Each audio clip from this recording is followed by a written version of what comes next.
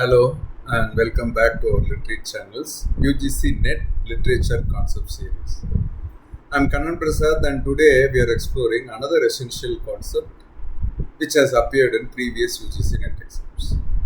Today's concept is interpellation. This concept appeared in the December 2021 UGC NET examination and falls under our critical theory and thinkers cluster. Let's examine. Interpellation. The term derives from the Latin phrase interpellatio, meaning an interruption or a speaking between. This concept emerged during the post-structuralist and Marxist theoretical developments of the mid-20th century, particularly within the framework of critical theory and Marxist literary criticism of the 1960s and 1970s. The concept of interpellation was first developed by French Marxist philosopher Louis Althusser in his influential 1970 essay Ideology and Ideological State Apparatus. This concept became central to Marxist literary criticism and was later adopted by cultural studies, feminist theory, and post-colonial criticism, notably influencing theorists like Terry Eagleton in his approach to literary criticism. Simply put, interpellation is Althusser's concept that describes how ideology constitutes individuals as subjects through a process of hailing or calling out. Key features of interpellation include the process by which individuals recognize themselves as subjects.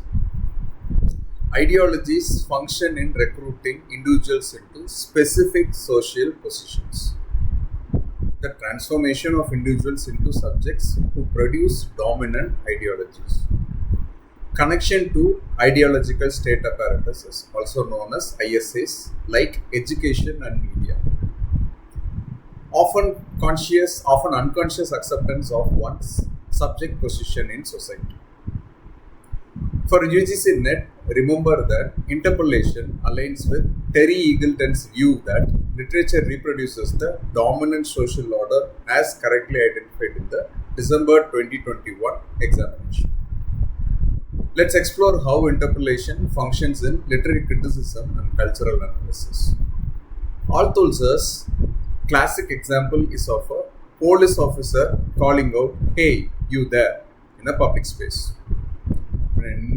When an individual turns in response, they are interpellated, recognizing themselves as the subject being addressed and simultaneously accepting the authority of the one calling.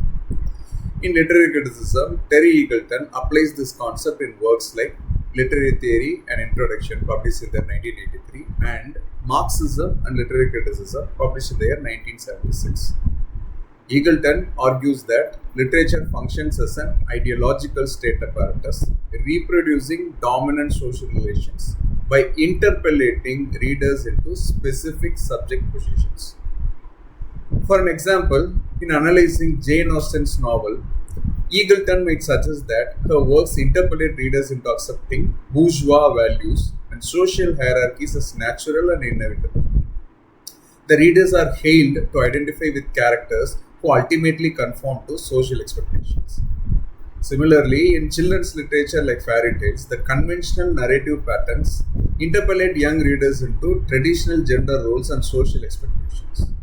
When a story ends with, "and they lived happily ever after," following a princess's marriage to a prince, it subtly reinforces ideological constructs about happiness, success, and gender relations.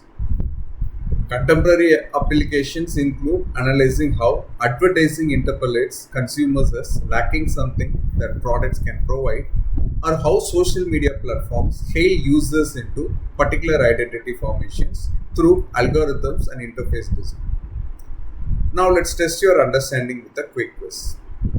You have two options in front of you, and the question is, according to Althusser's concept of interpellation, which following statement is correct? Option A, ideology functions primarily through physical force and coercion. Option B, ideology transforms individual into subject who recognize themselves as addressed by it. Take a moment to think about it. You can pause the video if you want. And the answer is B.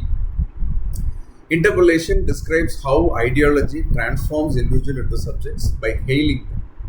When individuals recognize themselves as being addressed by ideology and respond to this hailing, they are constituted as subjects who then reproduce the dominant ideological system. This contrasts with repressive state apparatuses that function primarily through force. Remember, interpellation is Althusser's concept of how ideology constitutes individuals as subjects, aligning with Eagleton's view that literature reproduces the dominant order. For your UGC NET exam, be prepared to connect this concept to Marxist literary theory and ideological state apparatuses. In our next video, we'll explore another important concept or literary term. Thanks for watching Literate channel. Please feel free to comment below on any queries you may have about the video. Happy learning.